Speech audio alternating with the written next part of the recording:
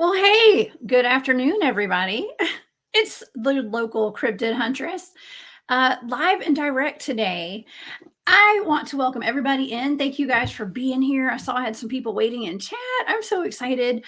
Um, it hit me the other day that I have had so many podcasts that I've been on, and I've been telling my stories over and over again to all these other people on their podcasts, and I have never actually put my story out on my own YouTube channel. Imagine that. Okay, so today we're going to do something a little bit different. I don't currently have a guest. I invited a couple of my friends from my Bigfoot field research team to come on if they felt like it, but I kind of wanted to do my own thing. Today and spend my day here with you guys. I'm opening up my chat today to anyone. If you guys have questions you want to ask me, but I thought maybe we talk about my experiences before and during my time as a researcher out in the field. So yeah, I think someone actually brought it to my attention in some of the comments on one of my shows last week. They were asking, where can I find your ET experiences? And I thought, oh my gosh, I'm going to make a video or do a live show where I tell you all about that. And that's today. Okay. So you guys buckle your seatbelts. We're going to be in for a wild ride today. And so, yes. And before I get started, I would like for everyone to know that I do have some events planned. I've been asked to speak at several events this year. And so let me pull this up. We've got the Frogman Festival. That's out of Ohio. That's going to be on March the 4th. I believe that's in Mason, Ohio. All right. And that'll be a fun event. And then we've got the Spaced Out Radio. Well, actually, before that, we got the Georgia Bigfoot Conference. Okay. So the Georgia Bigfoot Conference, that's going to be April the 1st. That's up in Clayton, Georgia. I believe that's going to be at the Dillard House, y'all. That's a really nice place. So for all of my Georgia-based people, I hope you guys will join me there. I'll be presenting, and I'm sure a lot of our other friends that we know, our researchers from around the area, will be up there as well. Okay, and then after that, we go May the 19th through the 21st. Spaced Out Radio. Y'all know I am a host at Spaced Out Radio on the weekends. We're having a fan party out there in Las Vegas, I believe at the Golden Nugget. Okay, so please get your tickets today. You can go to the Spaced Out Radio website and get some tickets. Get your airplane tickets too and book a room. All right, it's going to be a good time. Right after that, like the day after the Spaced Out Radio party's over, I'm flying out to Illinois too, and I'm going to be presenting at the Journey to Truth conference. Y'all know Tyler and Aaron from Journey to Truth. And if you don't, you guys, please go check out their podcast. It's amazing. And we're going to have a really good time there. Barry Littleton's going to be there with me. We're going to be presenting separately, but also we might do some things together out there because we've been doing a whole bunch of research together and remote viewing shows and stuff. So, yeah. Okay. So I am so excited, like I said, to be here. I think I just had a surprise guest hop on. Not only one of my teammates, but this is the head of one of my major research teams over here in the South. We research an undisclosed location. Okay. You might have heard of it. It's called the Meadow Project. And for those of you who don't know, the head of my team, his name is Trey Hudson. Okay. And I was going to be talking about Trey today. But guess what, y'all? Somebody just hopped on. So I'm going to bring up Trey to the show today. Hey, Trey. Hello, everyone. Hey, how's it going? Oh, my gosh. What a pleasant surprise, Trey. I am so happy to see you today. Well, thank you. I just have a few moments, about 30 minutes. So instead of eating my, delightful frozen lunch, I'm spending it with you. So Trey, I have never been more honored in my entire life. Thank you so much. You're welcome. Thank you. Oh my gosh. Well, I was actually going to talk about the Meadow Project today. I was going to talk about some of our experiences that we've had out there. But since I've got you on here right now, we'll go ahead and talk about the Meadow Project now and some of the things that we've experienced out there. Sure, absolutely. Yeah. And I've got some really cool news. I know you've been watching our communications back and forth. Yes. We're getting ready to step into a really bold new area of research and experimentation with something that's kind of out there on the fringe that folks might be interested in. Yes. Tell me a little bit about that, because I've been seeing all the messages, and it looks really interesting. Yes, back several years ago, Dr. Persinger and Mr. Corin developed something called a God helmet. And what this Okay. device did is it was electromagnetic stimulation of various parts of your brain. And what they discovered is with Dr. Persinger is that if you stimulate certain parts of the brain, it creates a religious or an epiphany, that kind of Wow. experience. And people that Ooh. have had this particular cycle running, through the devices in the helmet would sense a presence, next to them. They would have a religious experience, and so it's kind of like an ayahuasca trip without the ayahuasca.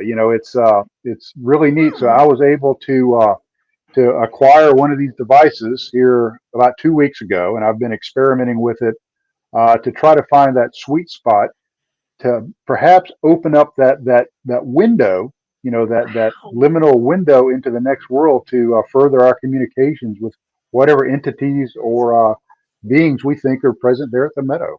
Oh my gosh, Trey, that's groundbreaking. First of all, I'm so excited about that, because we do so many different types of Mhm. experiments out in the meadow. And let's tell our audience a little bit. Can you kind of describe what the Meadow Project is, and how that got started? Sure. Yeah. The Meadow Project, probably the easiest metric that I can use that everybody kind of understands is, I'm sure everybody has heard of the Skinwalker Ranch in the Uinta Valley Basin there in northeastern Utah, which I'm happy to say I'll be out there in September, so I'm kind of excited about that. But Exciting. Okay. but the they out there in Utah have had everything from UAPs, cryptid beasts, entities, portals, disembodied voices, just all this crazy stuff. So we started just kind of stumbled across this area somewhere, in America's Southland, where we were doing some research, and much to our surprise and chagrin, we started experiencing the exact same things. We've experienced Yeah. UAPs and disembodied voices, entities, a portal, all this crazy stuff. And so we've been investigating that site since 2017, and Yeah. actually have a outing planned for next month. So as long as we're able to investigate, we'll continue to do it. I'll be there. I'm going back. Oh, there you Yeah, go. I'll be there. Absolutely. Yeah, the meadow never disappoints, Trey. It never Yeah. disappoints. We always have really amazing activity there. I've even gotten goosed, okay, out in the Hmm. field, sitting down in a chair. Something grabbed my behind one day, Yep. okay? The infamous It sure The did. infamous Bohonkus incident. It did, and it scared me right out of my pants almost. It was really scary, but no, no, What? we do have some startling things that happen out there. Yeah. That was actually one of the more less threatening ones, but Yeah. And it's kind of crazy. We had a film crew out with us in October, and I don't think you didn't make it to October, yeah, or did I you? was there. I was there, but I didn't That's right. stay both the whole time. That's right. That's right. That's right. I So left before y'all started filming. we had the film crew there, and I received a message from the director late last week that he was asking about the Estes protocol, and Yeah, we hooked him up, set him up for the Estes protocol, and he had auditory stuff, he had visions, so it was very very fruitful for him. But his team told him here recently that they were very unnerved because when he and I were doing the Estes session, they saw shadow figures all around us. So, the phenomena here is constantly evolving. What started off yeah. as, pretty straight, take that for what it is, straightforward. But, stuff that we kind of we're familiar with now. We've got the hitchhiker phenomenon. Yeah. We've got people who's had their cars disabled, on lonely roads, and now we've got shadow That's figures, and me. yeah, I'm one of those and people. yeah, Yes. Yeah, that's wild. I didn't know about the shadow people thing. yeah. That's Okay, that's that's very new recent. information. Yeah. Okay. Yeah, that's new information for me because part of what I was actually going to discuss today are some of the things that happened to me at the Meadow. And Hmm. I'd almost forgotten about my car. Every single time I go, Yeah. my vehicle, and I have a new car now. So like every time I Good. go, I take a new car. It's not new, it's old, but it's a new one to me. Um, we're going to take this one next time. Okay, Trey, I got another vehicle. I'm going to come and test out at the Meadow, in that area because the alarms go off on every vehicle Hmm. I've ever taken all by themselves. The lights flash, the doors lock, Yep. something happens, to where I always have to keep my keys Yep. on my belt buckle at all times. It's like, Yeah. Jessica, where are your keys? Oh, they're right here in my pocket or on my Over belt. there That's in a good.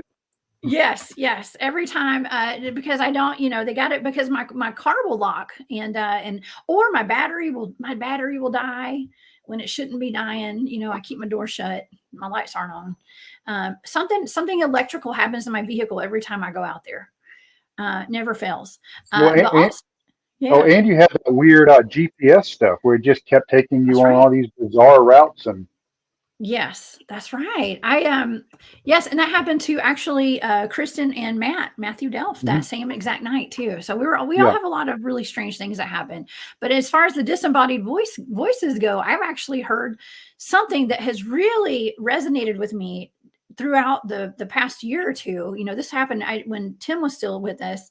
We were out at the last time we went to the Meadow, and for everyone out there, Tim is a good friend who passed away a couple of yeah. years ago. One of our main team members, actually. And we were walking out to the Meadow, and I heard time travel like really loud. Okay, as I walked by a body of water, and Tim did not hear it. His daughter did not hear it. Nobody heard it. It was just me. And since that time, I have been really into time travel and things that have to do with time. So I think that's really interesting because I really wasn't so Mhm. much into all that then, but now I am. And Trey, and I got to tell you, in some weird way, I feel like the voice sounded like my own.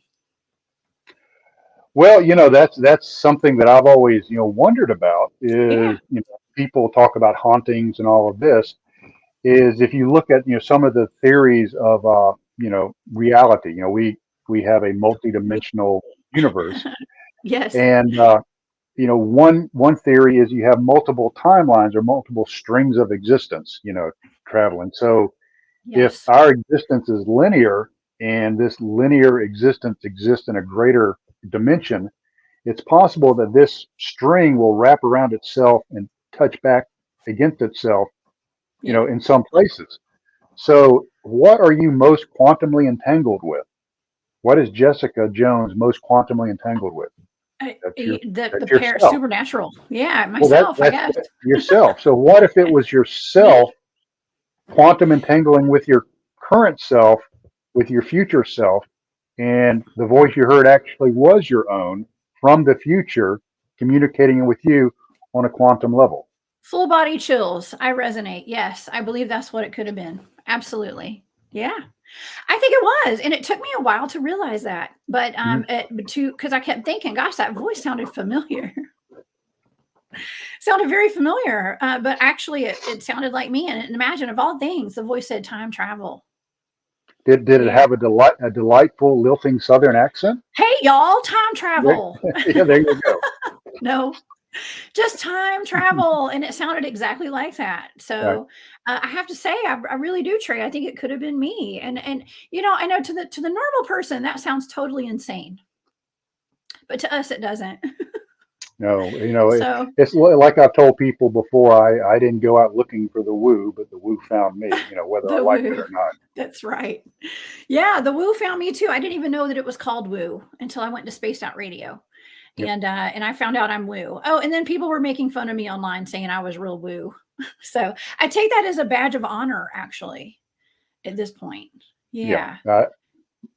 Definitely. I do too. Yeah, me too. Well, Trey, I've And actually had a whole lot of experiences with you, not just at the Meadow, because you are mhm, actually, when I first met you in the very beginning, the beginning of time, mhm, uh, we were at a Bigfoot conference together, and mhm, we got to kind of interact. And I know you and I didn't really talk too much there, but you had met a bunch of the guys on my team, mhm. and we all kind of joined forces after that because Yeah. you were a paranormal investigator, ghost Mhm, hunter, and we were a bunch of Bigfooters. Okay, and we actually got to meet Ron Moorhead and R. mhm. Scott Nelson, all sorts of really cool people at that conference. But you and I have seen some really weird stuff together. Oh, yeah. I mean, Really weird. things that people just would not believe, just crazy stuff. Exactly. Yeah. And some of that even has to do with ghost hunting. I've gone to ghost hunting with you, Mhm, with your team out in Alabama, the Oxford mhm, Paranormal Society, mhm. and seen a lot of crazy orbs. And I actually had a whole bunch of pictures of like orbs and things I was going to pull up today. I always upload a whole bunch of stuff just in case I need it. And but I heard the last ghost hunt I went on with you, you saw a big old orb floating around that kitchen, that person's house, and Yeah. it reminded me of a lot of the orbs that we see out in the field when we're in the woods. Um, Yeah. Yeah. I mean, it's really funny. You mentioned, the Bigfoot, conference and everything. mhm. Is it's just now starting to come out, and people are being a little bit more, receptive to it. Is a lot of your cryptid researchers are saying, well, I didn't mention this before, but I see orbs and stuff when I'm out there, That's right. and it's really really common. And like you said, we've seen orbs in people's houses. We've seen orbs, In the in the woods. woods. Mhm. Just you've seen orbs in your home. Uh, In my home, that's right. mhm. That's right. That's the hitchhiker phenomenon. I was Yep. actually gonna that's wonderful. I can talk about that for just a minute because No, I wanted I to talk don't mean about to. that I don't mean to today. steal your thunder. No, I Uh, absolutely you didn't at all. This is perfect. I love this because, and this is just a microscopic little pinpoint of things that have happened to Trey and I out in the field and some of my experiences personally. But I spent part of a weekend out at the Meadow, and there's a very kind of, we're going to call it infamous at this point, evening where I had actually gone home that afternoon. I'd been there the night before, and I had gone home from the Meadow because I had a small child at my house, my son, and he was only 3, I think, at the time. And when I left, Trey and the rest of our team, actually, you guys had something very anomalous show up in the field, and it has now become known as the Cube, mhm, and a portal, a potential portal that two of mhm. our teammates, including Tim and Grumpy, who Grumpy is at the doctor getting his hearing aid fixed today, so hopefully he can hear us. He What? said he's going What? to try to What? tune in. No. I know, right? So, but Grumpy and Tim went into this portal. Heat signatures disappeared, Mhm, came back out. It's a very momentous occasion, and it's mhm. something that not a lot of people have documented, and our team has documented that. And Trey, you can talk about, if you wouldn't mind, like maybe talking about that for a second, because that'll lead me into my orb experience at my house that I had Yeah, that sure. exact same night. Sure. We were, doing just kind of a standard, research protocol there in the Meadow, and I received a radio transmission from our one of our teams there in the middle that were equipped with night vision and thermal FLIR, that they were picking up something anomalous on their FLIR, and would I come over and meet them to discuss it? So I got over there, and David, who was the FLIR operator that evening, said, we picked up what appeared to be a cube or box. And what's interesting is the more I research this, the more I find out that the cubes and boxes are an archetype. They're seen at many, many areas of high strangeness. And they said that this heat signature shaped like a box had moved to this other location. And about the time that we were able to link up with them, it had dissipated. They could just barely see it on their FLIR, on their thermal. And we asked them if they could vector a team into where this area was, where the remnants was. And so we vectored a team, like you said, Bob and Tim. Uh-huh. And it was like, one of those things, go to your left 20 meters, come back 10 meters, one of those kind of things. And when they got to this area where this thing was, their heat signatures disappeared. They were completely Yeah. gone. Our equipment could not pick them up at all. And they described it as like stepping inside of a room with heavy black velvet curtains, very dark, very heavy, and the temperature was down, and they could hear no animal sounds. And this was in February, in the Appalachian, somewhere in the Appalachians here in America's Southland. And so there was no real vegetation. And so when Yeah. they went into this thing, they didn't encounter, brambles or briars, bushes, branches, all the bee things. They didn't encounter any of that. But yet when they exited, they started running into this stuff. It's like it wasn't there when they entered into it. It's like they actually, Environment shifted. Yeah. yes, yes. And it's like they actually had a foot in two realities. One reality where they didn't have all these brambles and stuff, and one reality where you had bushes and ambient noise, and it wasn't quite as dark. So what we've done since then is I've gone back during that time of year, during the daytime with our thermals and visual cameras, and tried to replicate it to see if we could lose a person's heat signature, two people's heat signature in the same area, and we have not been able to replicate it. So it was a heck of an experience, and Yeah. unique in this kind of research as far as I know. Wow. And so we had a couple of the members out there that were picking this up on their camera. At least Kristen was, and got and recorded the whole incident. Okay, and tell our audience what you guys did with to protect that footage. What did you do that night? Or what did Tim do? Well, it was, we had a lot of stuff disappear off of our equipment previous trips. We've had, Yes. GPSs completely be erased, batteries die. Something I don't know if you knew about, when the film crew was out there, there was a little tiny area. They would step into the area about 10 meters square.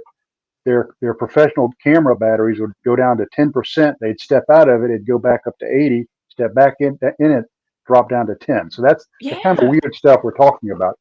So what we decided is we were going to take the SD card of this incident, take it out of the thermal, the FLIR unit, put it inside of a foil pouch to protect it from any RF frequencies.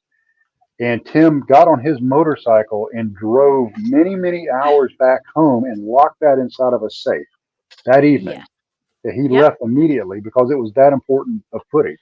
And since then, it's, many of our members now have copies of it, and it's been distributed amongst our team. So there's multiple copies of it, out there. So it'd be hard for it to completely be erased. I hope. Fingers crossed. Yeah, I was just talking with someone about all of the malfunctions that we have out in the field. And like I was saying when I first started the show today, I've told my story and stories about things that have happened with our team on so many other podcasts, but I've never actually talked about it so much here for a show on my own channel. So that's what some of the stuff that I'd like to talk about. Is things that happen, the mishaps that we have, and how our equipment malfunctions, and things erase and delete on their own without us touching it. So, and so a little bit of bad news though. I've got about 5 more minutes. So okay. Well, let's talk. Let's talk a little bit more about that God helmet that you have. Okay, because this is something that I've not heard anybody else using. And tell me, what kind of results have you gotten so far from this thing? I've tried several different protocols that were developed by Dr. Persinger, and the one that I've had the best results with is the configuration, the original Corin configuration that they used back during the original studies. And what the experience is to me, and of course different people's experiences differ, is it felt like my body was trying to pull out of, and I'm trying to articulate this, almost like my spiritual body was trying to pull out of my physical body. It would just kind of lurch a little bit. And then I got the sensation of falling in down like a very deep, dark tube, like I could just, visualize the blackness just, going past me.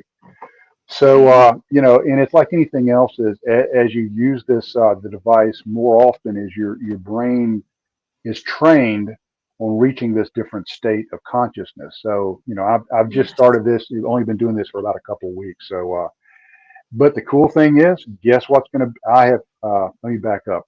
I have taken this system and I have made it field deployable.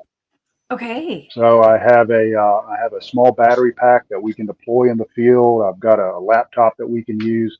So it's going to be with us in the meadow next month. Oh, I can't wait. Now, do you think is it safe? We get hitchhikers and things like that. I can only imagine that's really going to open us up to more of that 5D spiritual level out there. You think it's going to be safe, or should we do extra energetic protection? Well, here's my best lawyer voice. I can make no assumption on the safety or effectiveness of this device. Use at your own risk. Your mileage may vary. Right. We're going to have to sign some documents, some like insurance forms before we use this. You're actually joking about that. I mentioned that to Daryl probably 20 minutes ago. I said, y'all are going to have to sign a form, a release, because I don't want to go to jail over this. But yeah, no, I think we're not going to sue each other. Okay, we're good. I think some spiritual protection is always a good idea, not just for this, but anytime we go out and we're starting to stick our toe in the pool of high strangeness. I know that's what I do. Yes. So that's I think that's wise. Yeah. Anytime we go out. Well, we get it. We don't know if we don't try stuff. Right. And definitely wear your metal underwear. That's why I crinkle when I walk. No, I'm kidding. Right. Well, Trey, you don't actually have a YouTube channel or anything. Lori's in the chat. Now, Lori, this is Trey Hudson. He's the head of one of my research teams, Anomalous Studies and Observation Group, also the author of, let's see here. I think I may have your book in my banners, Trey. I was actually going to plug you. Here it is right here. I think I wrote it right. The Meadow Project, Yay. Explorations into the South Skinwalker Ranch by Trey Hudson. Okay. So, you guys go get Trey's book. I did not know for sure Trey was going to hop on today, so I'm so excited you came, Trey. Thank you so much for being here. Thank you for having me. Unfortunately, like I said, I'm at work, so I just decided to jump on here during my my lunch break. So back to whatever it is I do during the day, and I wish everybody a happy day. And Jessica, thank you for having me for this short period of time, and enjoy the rest of your day. Of course. Thank you, Trey. You're awesome. Okay. We'll have you back on soon. Okay. Absolutely. I hope you don't get in trouble. Okay. No. Coming on. The good thing is I'm the boss, so it's it's not that big of a deal. Well, you're good to go. All right, Trey. I'll see you in the meadow. Okay. Take care. All right. See ya. Okay, bye-bye. All right. Oh my gosh. Okay. So you guys, that was Trey Hudson. And he's been all over coast to coast. He's been on tons of podcasts and all sorts of shows and things like that, talking about our research out at the Meadow. Area 51, you are so sweet. Thank you so much for that super chat right there. It is so much appreciated. Yes, I didn't do a formal introduction of Trey, you guys, because I did not know he was coming on. So I just kind of threw it out there to see if any of my teammates wanted to swing by and say hello today, because I was going to be out here talking about all my experience, and my experiences have been a lot of the same experiences that they've had. Okay. But mine are very unique as well. Okay. And so I figured maybe today I could talk to you guys, kind of go back to let you know how I got into the field of Bigfoot field research, how I got started, some of my first experiences out there. And like I said, this is just a little pinprick into some of the experiences that I've had that I'd like to talk with you guys about today. But yeah, so the name of the book. Okay, let me see here. Let me get the name of the book, Lori. Let me see if I can find it. The Meadow Project. Okay, Explorations into the South Skinwalker Ranch. You guys can find that on Amazon. And you might recognize Jessica J. She's in that book. Okay. And a lot of my guests that I've had on my shows over the years, I had a show at KGRA Digital Broadcasting for a while, and now at Spaced Out Radio, and I've had most of my teammates, literally I've had most of my teammates, especially on Trey's team. I've had just about everybody on my shows. I have interviewed on just about all of them, not everybody, just the ones that wanted to come on. So, and yes, I do ask. And Matt Delph, I am still waiting for you to come on my show at Space Out Radio. Okay. But I hope you're watching. Okay. But anyways, okay. So how I got started in the Bigfooting field. Okay, so I did not go looking for Bigfoot, you guys, at all. I had no idea that I was going to ever be a Bigfoot field researcher. But guess what? Here I am, and I'm talking to you guys, and I have my own channel now, and my own shows, and that's all I do is talk about Bigfoot. I don't know how my life got so crazy, but it was all because I met a group of men one day. I had gone with my mother to a meeting out in Smyrna, Georgia, at a man's house. His name was Mr. Sam Matthews. Him and his partner Verlene. They used to have a Wednesday night meetup, and a lot of people in the Atlanta area are very familiar with Sam and Verlene, and so my mom said, Jessica, Wednesday night we've got these guys that are going to be there. They're Bigfoot field researchers, and I think you would really enjoy it because you guys, I had been having paranormal experiences my entire life. As a kid, I used to look for UFOs up in the sky at night.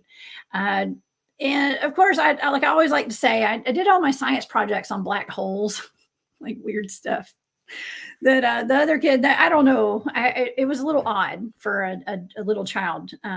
But anyways, I always had an interest in the stars and ghosts. I see ghosts and dead people and things.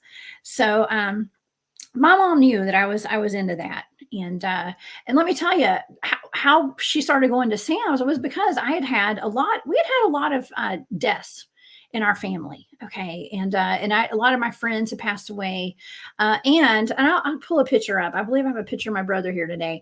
My brother passed away in a car accident, and that's Ben, my brother Ben. He was 22 when he passed away, and he was my baby brother. And it's been 17 years, y'all, 17 years since Ben died. And you can imagine that was a really hard time for my family. And so we had, we were on a quest, especially my mom and I, we were on a quest to look into like what happens when we die. And it's kind of where a lot of paranormal researchers actually get started is talking to the dead and wanting to communicate with the other side. So, my mom and I started going to the psychic fairs and getting, card readings done. And y'all know how to read cards now. So, but it was just kind of like a stepping stone, actually, a catalyst to get me to where I am today with all my research that I do. Okay. So yeah, my brother passed away. I was going to get sessions done with like Christopher Moon, who had a spirit box. This was 17 years ago. Okay. So it was before everybody had like the ITC devices that you could carry out into the field and do research. And so I started off doing that kind of stuff, but it somehow it led us to Mr. Sam's house, which led me to meet the guys who I started doing Bigfoot field research with. And so they had a meeting there. I was actually just enthralled. Like I loved it. Like everything they were talking about, I could tell these guys really believed that they had been on the track of Bigfoot and they had seen Bigfoot. And, of course, most people think like there's one Bigfoot. No, y'all, I got to tell you, there's a whole bunch. There's thousands of them. Okay. So we, they gave their presentation. I had all these questions afterwards and I was like, hey guys, where's a body? Why have y'all never found a body of a Bigfoot? Where's the poop? Okay. Stuff like that. And so they asked me to come along on an expedition with them eventually. And so I did. And that is where I got my start doing Bigfoot field research was that weekend in October of, I think it was 2011. Okay. I went out into a field with a bunch of strange men and decided I had the time of my life. Actually, it was a lot of fun. But I got way more than I could bargain for. And hey, everybody in chat, I see Tanya's in here. Terry's in here. Hey, Terry. And Marco, everybody, what's up, everybody? Bigfoot Michigan Rob, what's up? So yeah, I think my mom's even in the chat today. Okay, so, but yeah, I went out in the field and, when I first went public with my research, everybody, I went public with my research. I came out guns blazing, stating that my experience is Bigfoot is supernatural. Okay, and there's just a supernatural element to it. We like to call it the X factor on my camp. I had no idea it was called the woo. Okay. Because my experience had been from the very beginning, the first night, the first day I was ever in the field doing any kind of research. I had something that ran up behind me, you guys. And can I say for positive, it was a cloaked Sasquatch? No. But there was something, it was something. Okay. And so looking back on it, yes, I do believe it was a cloaked Sasquatch, but there was nothing there. Okay, so we're having all sorts of Bigfoot activity that weekend. Not only were we having Bigfoot activity, actually seeing Bigfoots out there, okay, I had my experience with something that ran up behind me and knocked my legs out from underneath me and ran, but there's nothing there. We had UFOs flying over our heads the entire weekend, okay, UFOs, orbs of light. And I do believe I may have I did bring some pictures, you guys. I did bring some pictures because, if you're ever wondering what it's like out there in the field, I got my tent. We've got base camp set up. You can't see the rest of my team out there, but I try to put my tent way far away from everybody just in case I snore. Okay. So if y'all want to know some secrets about me, I'm gonna let it spill today. Okay. I'm gonna give y'all the tea. This was a picture of me when I first started doing some Bigfoot field research back in the day. Okay. And of course, we got the conferences. We've got the model Bigfoots right there. That's me in the middle, if y'all can't tell. I'm the one with the long hair, with the brown hair. Okay. Just in case anyone's confused. Okay. But okay, so I'm going to tell you guys one of my first experiences out in the field, and this has to do with entities and possible cloaked Bigfoot, Sasquatch activity.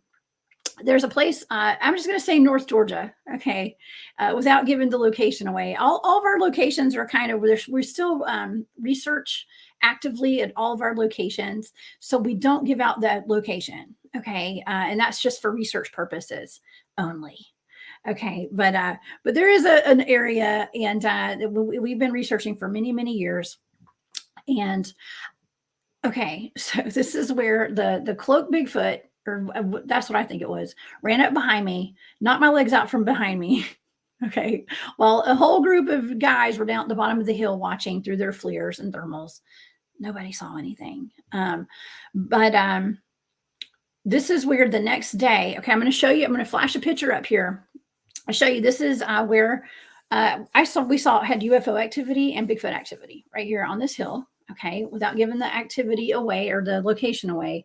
I was seeing something very similar to this. Okay, this is something that we oftentimes see out in the field, orbs of light. And it's in where these orbs come from. I'm not sure. They're different sizes, different colors, but that is basically something very similar to what my first experience out in the field, actually. I was seeing a ball of light just like that, going through the trees and over the trees. Okay. That ball of light turned into a pretty up close and personal UFO encounter that weekend. Okay. So let me tell you, I had some of the most weird stuff happen to me in that field. If you only knew. But yeah, we had the cloaked Sasquatch possibility, whatever that thing was that hit me the night before. One of the guys saw a Bigfoot peek its head around a tree right in front of where I was standing, but I didn't see it with my own eyes. He did. So we went back to that field that night, the first expedition I ever went on. And I sat from 3 o'clock in the afternoon until 1 a.m. I'm going to call it was my partner. I'm going to call him my partner. We went out there and sat. The plan was to sit, wear our camouflage, and become like part of the environment. And he and I were going to sit around and just sit there all day waiting for a Bigfoot to walk up on us. Okay. Blended, not like these things don't know you're there. Okay. Anyone who does Bigfoot field research, you're going to know the Bigfoots, you cannot fool them. Okay. It doesn't matter how much camo you wear. You can wear bright purple and green and pink and neon. They know you're there. Okay. Or camo. So Terry, thank you so much for that super chat. You're so sweet. I love you too. But yeah, so we went out there. We decided we were going to do we're going to hide in a spidey hole. Okay, we're going to get a little spidey hole. And we were going to sit there all day, blend into the environment, have our team come out in the middle of this field where I had been accosted by something that was cloaked the night before. And so we were going to be sitting there in the tree line. And the whole point of it was like, they were going to come out there, be loud, act normal in the middle of this field, like rowdy campers. And my partner and I would be sitting there all camoed out, hiding in the tree line, and a Bigfoot would walk up and step on us, trying to look at our teammates down there. Okay. So, whenever you're expecting to have some kind of activity like Bigfoot activity, something totally different usually happens. Okay. That's been my experience. So instead of having a bunch of Bigfoot activity that night, he and I had a bunch of ET and UFO activity that evening. And so you can imagine, when I talk about my Bigfoot field research, it's not just Bigfoot field research, you guys. It involves the woo, right? Spiral Kim, the woo find you. Okay, absolutely. It came to us that night, and so it snowballed from there. And so, like I said, we saw an orb, something flying over the tree line. We thought it was actually a car, but there were no trails for a car to be on the side of that mountain that I showed you guys. And so I happened actually that night, I happened to have my recorder on. I had my voice recorder sitting out on my leg. And I remember getting really sleepy. And around the time that I felt like I kept like kind of dozing off a little bit, which was really odd for me. I had a lot of energy back then. Okay. When I went back and listened to my recorder, it sounded like bottle rockets were going off all around us. Okay, like bottle rockets, like firecrackers, like pew, pew, pew, pew, pew, pew, pew. Okay, so not only did that happen, and I did record that, he and it was around the same time we were noticing that our equipment was malfunctioning. We had our recorders, we had devices to measure stuff, the typical researching gear. And my equipment was going forward an hour as far as the time change. It changed time on us, and his went back an hour. And so we knew there was something a little fishy going on there. And the team came out eventually around 9 p.m. that night. They acted normal and loud and rowdy, and no Bigfoot activity happened that I'm aware of.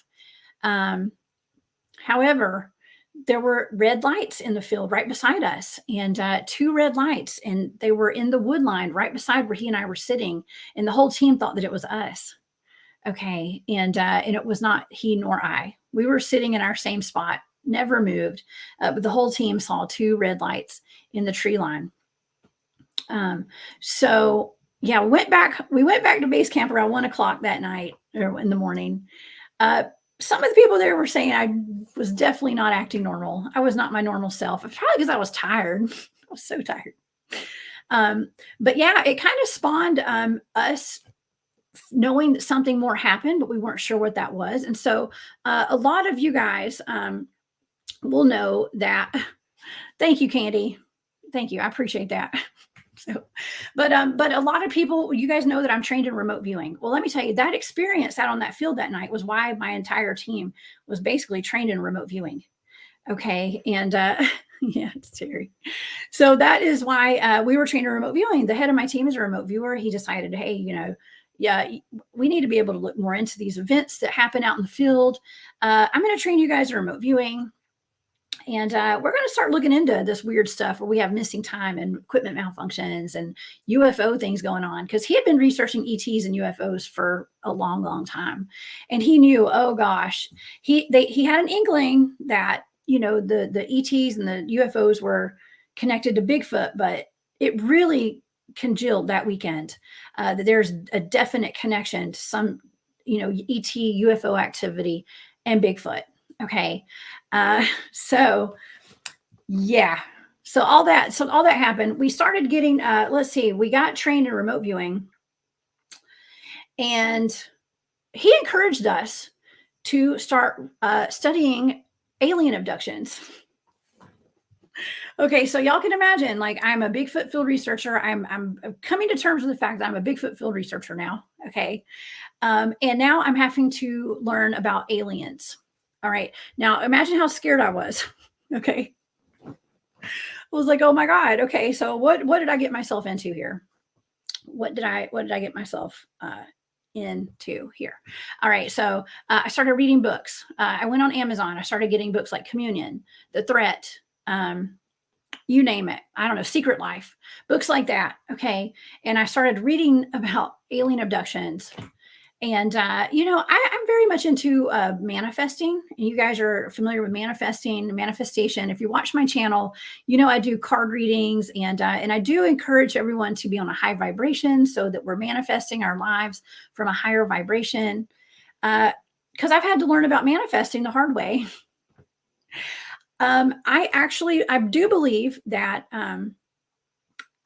by reading those books, tapping into that, becoming aware of the alien connection out in the field, I do believe that I manifested some aliens.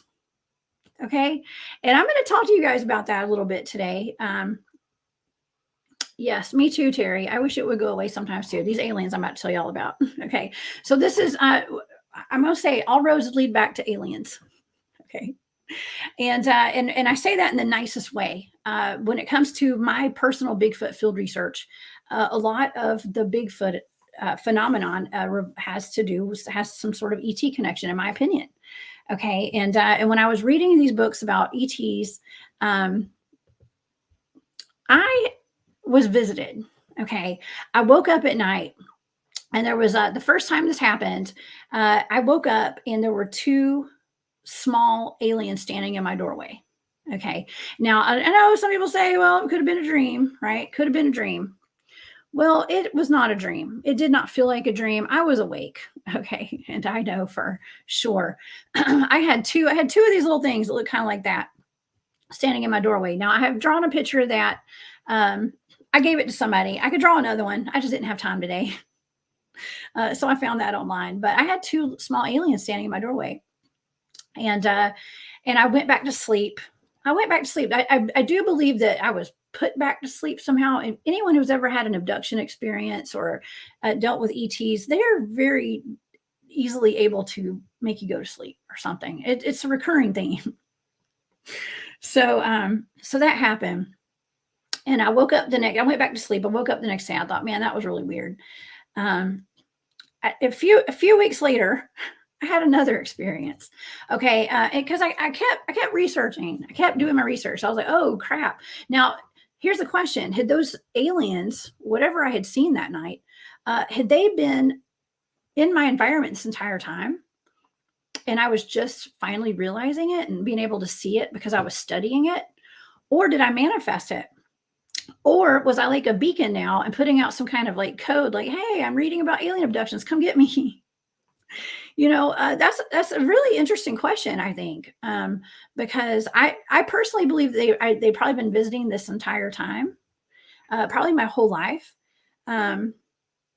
But I did not, I wasn't unaware of it until then. Second time, I do have a picture that I will show you guys that I did draw. I always draw pictures. And that's one thing that I encourage any one of you guys who does field research, anyone who has had an abduction experience, anyone who has had any kind of cryptid experience. I would really recommend that you guys draw a picture of what you see. Okay. And for those of us who have had real encounters, you never forget that. Okay. It's etched into my memory. Okay. And so write it down. Okay. And so the second time that I had an experience with something that I would consider to be an ET, it was in my home again. So both of these instances happened in my home. It was not out in the field. I woke up one night and there was a cloaked figure standing by my bed, a very tall cloak. It was as tall as the ceiling. And it looked like the Grim Reaper. Okay. And this is around the time I quit researching alien abductions, by the way. I shut it all down, totally shut it down. But this is a picture of what I saw. Okay. And it may be kind of hard to see this. It's not a very good picture, but if you look closely, there is a cloaked figure standing by the bed, and me and my son. My little son was laying in the bed beside me, and my dog. You can't see it in this picture very well, but my dogs were on the floor, and they were asleep. And I remember thinking, why are my dogs not waking up? Like, why are my dogs not barking? What's going on? And it made me question if I was even awake, but I was very much awake. I could not move very well. And this thing was hovering over me. And I would say this was like a mantis type of being because of the way its hands were moving. It had like two little hands that were like insect hands. Okay. It was almost like an insect, and the way it was moving, it was not natural. Okay. It was not natural at all. So, those are my two ET encounters, up close and personal in my own home. Okay. And, yes, it is. It is maybe like I opened a door perhaps, but I've always been an open door my entire life. I have always, had experiences with either ghosts, okay, or something like that. And let me tell you, a lot of times when I think that I've had ghost experiences looking back throughout my life, now I think they might have been aliens. Okay. And so that's why I think, I have been trained as a remote viewer not to label. Okay. Not to label these experiences as like, oh, that had to be a Bigfoot, or, oh, that had to be an alien. Okay. It had to be a ghost. When you're ghost hunting, everything's a ghost, right? When you're Bigfoot investigating, everything's a Bigfoot. All right.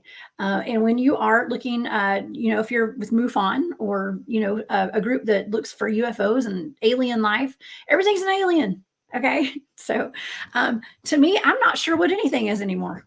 Okay. So yeah. Hey, Nana Boss. Hey, Nana Boss. So I'm not sure what anything is much anymore, but I can say I do believe those were ETs. I do believe they were in my room. What they were doing there, I don't know. But and also a really interesting story I had with that tall one that was by my bed. I fell asleep after I realized what it was. I was kind of like I got knocked out, I guess. And I had a dream that I was in the Wizard of Oz. Okay. And I was hanging out with the Munchkins. Okay. So I had to, and I was fighting them too. And I got in trouble because they were telling me that I was beating up their mare and I was going to get them all in trouble. So was that a screen memory? Was I beating up aliens? Probably so. I'm going to leave that right there. Okay.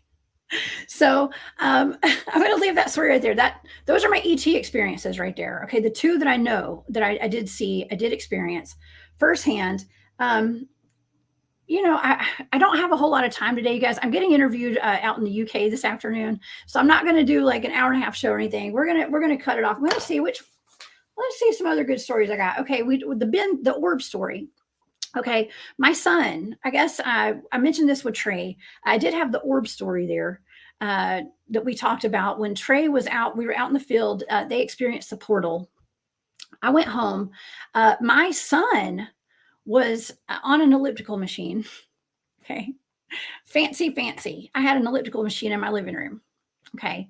And so it's high class. But my son was on the elliptical machine. His father, who I was married to at the time back then, he was filming him on his camera phone. And my son was so cute. And I wish I could show y'all the video so much. I really wish I could show y'all the video, but my son is wearing his underwear. So that's never going to happen. But yes, my team has seen it. People close to me have seen the video. Okay.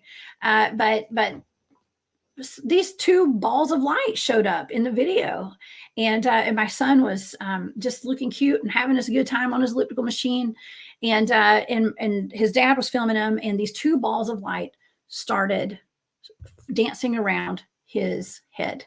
Okay, and my son, his dad called me into the living room. He said, "Hey, you got to see this. You're going to love this." And I walked in. I thought there were like lightning bugs around his head. I couldn't figure out what I was looking at. This is the same night that my team was having the portal experience out at the Meadow, where I had just been that day. And so these two balls of light, they were actually orbs. They were about this big. They're about the size of golf balls, both of them. And they were dancing around my son. My son saw them. He kept saying, "Mom, Mom, ball, ball." And they danced around. His dad could not see them with his own eyes. Okay. He could not see them at all unless he looked through his camera. So he could see them through the screen of his phone. He could not see them with his own eyes. My son and I could absolutely see them with our own eyes. And you can watch my son following them with his finger in his eyes. Okay. So, that's actually part of my research, you guys, because a lot of people say, one thing will happen to one person and they'll see something and the person standing beside them didn't experience anything. All right. Well, this is a perfect example of that when it comes to the research. Not everybody is on the frequency of this phenomenon. Okay. And all the phenomenon is very different. Okay. And yes, it's all connected. Everything's connected, in my opinion. Everything. All right. But the fact that he could not see that for anything, he tried really hard to see that. He could not see the orbs at all. Okay. And then eventually one of the orbs shot towards the camera and it cut the camera off. It shut the power off, actually, of his phone. And so, yes, I do have that video. I cannot show it because of my son's attire. Okay. I tried to show it on KGRA and the producer got really upset with me. He was like, no, you're not showing that.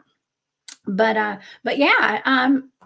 And also I'm actually part of a chat, okay, with Grant Cameron and some people on Facebook. They talk every day. I don't talk too much in that chat, but I'm in there, okay. But we talk about orbs, and that is such an interesting phenomenon because there's so many different types of orbs. What are orbs, you guys? I want to show y'all a picture of an orb. This is not the orb that was in my tent, okay, but out in the field when we're having a Bigfoot activity. Okay, we oftentimes see orbs. All right, and there was one particular night where we're in base camp. I'm gonna tell y'all. Let me backtrack a little bit. I'm gonna tell you the scariest thing that ever happened to me out in the field. Okay, it wasn't out deep in the field. It was in our base camp. All right, one night something came into our base camp and screamed at us really, really loud. Okay, this is in the deep, deep, deep woods, high up in the mountains. Okay, miles and miles from any kind of civilization. Something was going on. There was some kind of rustling going on behind the tents at base camp. And in this particular base camp, we're in close quarters. Everybody puts their tents close by. It's pretty scary up there, actually. Not that we're scared. Nobody's scared, but it doesn't feel good at night up there. And that's why we have so much activity. But there's obviously a portal or something going on up there. And we've documented a portal. Okay, so I do believe their portals are real. I've remote viewed portals. Portals are a thing. Okay, and something happened. And the head of one of my teams, not Trey, it's another team. He screamed something. He said something. So we knew there was something going on.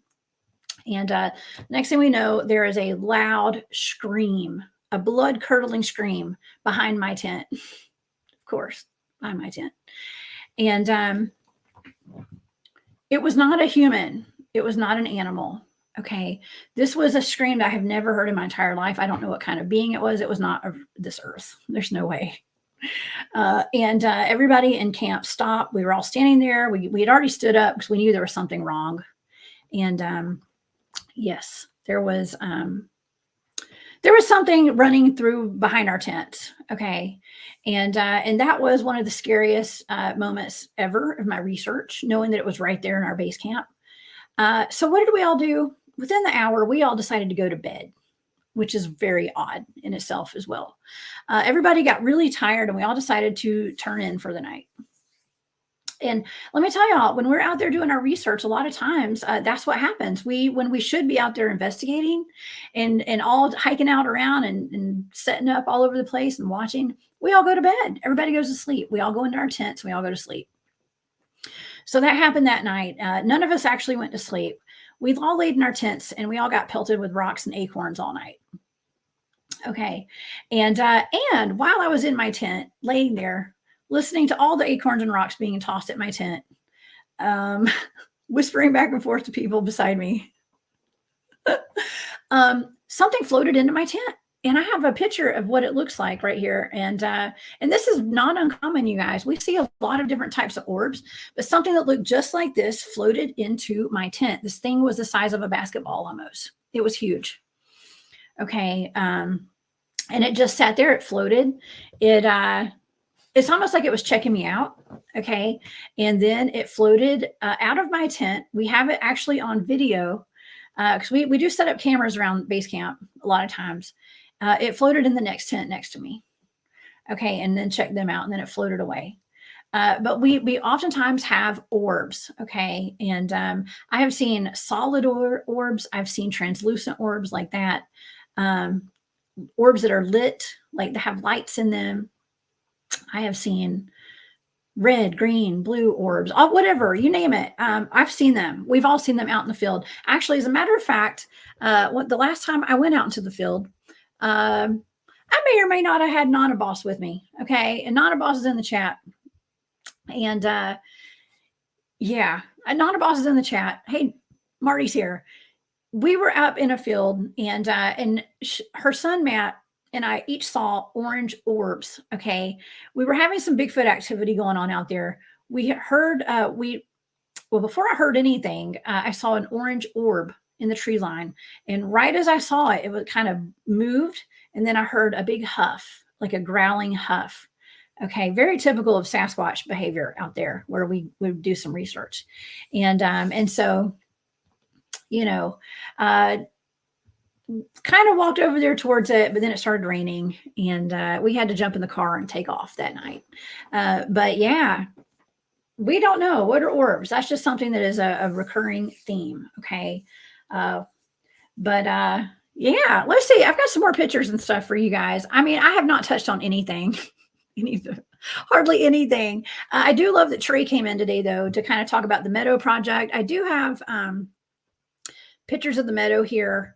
Now, this is an undisclosed location, but it is here in the South. That's all I can say. It's in the South. That's Matthew Delph and Trey Hudson right there. They were walking in front of me. It was about 125 degrees that day. It was so hot. I'll never forget that. And I do have a picture of some of my teammates there. And I know, I don't know if Katie's in the chat tonight, but that Katie Page is in there with Colorado MUFON. She and her son came to visit us and take a trip out to the meadow that week. And those are some of my teammates. That's where we spend a lot of our weekends and have all that activity. So yeah, y'all check out Trey's book if you can.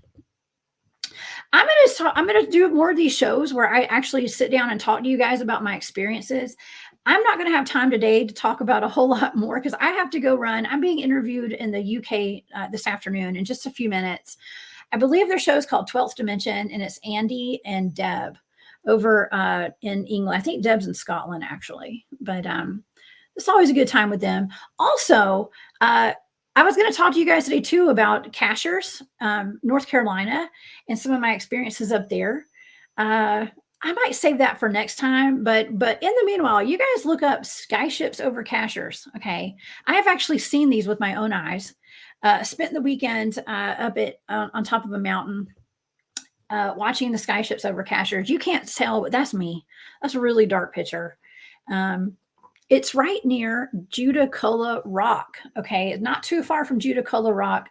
I've done a show on Judaculla with my remote viewing investigations. You guys go check that out. It's in my playlist under remote viewing investigations.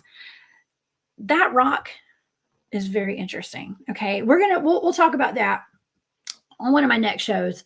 All right, I have so many more experiences. I'm sorry I didn't get into all of it. But yeah, let's see if you guys have any questions before we go today. Okay. Yes. Where did that one go? I just clicked on one. Didn't come up.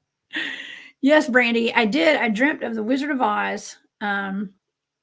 She did. Dorothy was an orb. Interesting.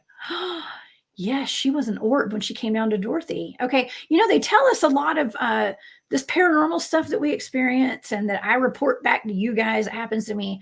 It is in the movies. Okay. A lot of the stuff that we experience, it's actually, they put it right in our faces.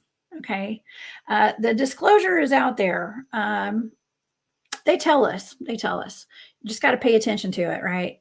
And John Vandeventer is in the chat today. Hello, John. You guys go get his books, Relics, Shadow Chasers, Relics. He's got a new one. He's got all sorts of books out there. Y'all go check him out, please.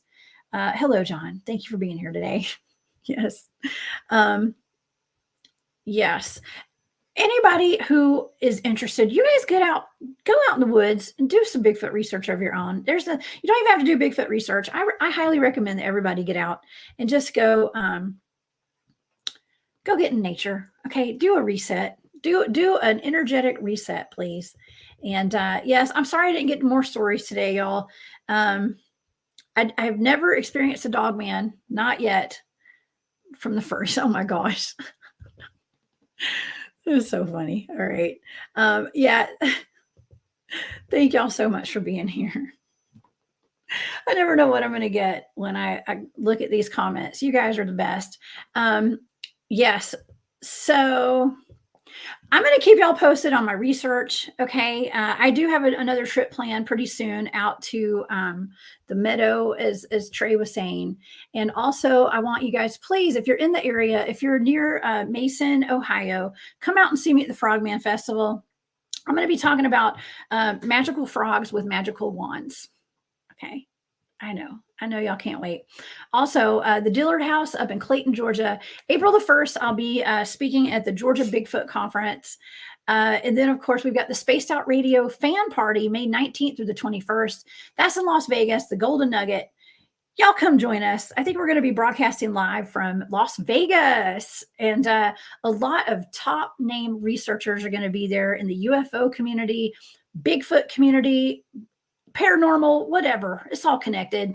Okay. And also I'm going to be speaking and presenting at the Journey to Truth Conference in Grafton, Illinois. That's May 22nd through the 25th. That's my birthday week. Okay. So I've got like a whole week and a half of celebrations, these things I'm going to be at for my birthday. Okay. So y'all come join me. Yeah. Also, in conclusion, I just want to say, I was asked the other day, who the top researchers are in the Bigfooting field. Okay. And I only know what I know. Okay. I don't watch those TV shows. Okay. And I don't know why I'm feeling inclined to tell y'all this today, but I was asked by a very big name in radio producing or show, I'm not going to say who it was.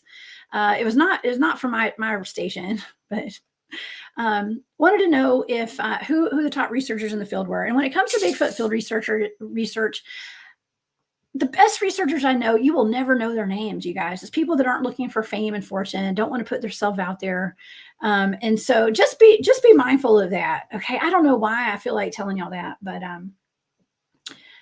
there's some really good researchers out there with some really good evidence and really good stuff. Y'all stay tuned to channels like mine and the YouTube channels, people that are actually boots on the ground out there doing the research, people who are doing the research on their shows, not just the people that are on the TV shows. Okay. And I love them too. I'm sure they're awesome people. I'm sure they're great researchers, but there really are a lot of people out there putting the work in and getting answers, just like Trey Hudson that showed up on my show in the very beginning. So, stay tuned. We have so much more research coming out there to you guys, and stay weird. Okay. Y'all stay weird.